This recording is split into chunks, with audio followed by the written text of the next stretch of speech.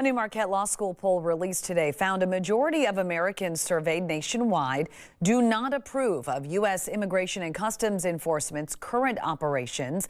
The new national poll shows 60% of adults disapprove of how ICE is handling its job. 40% of adults approve. Poll organizers noted the survey was done after the deadly shooting of Renee Good on January 7th in Minneapolis. Most interviews were done before the shooting of Alex Preddy on January 24th.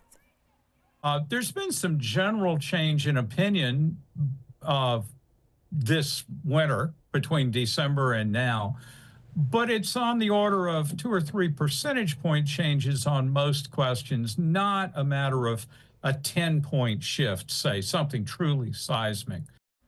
The poll also breaks down ICE operations approval by party with sharp divides across party lines.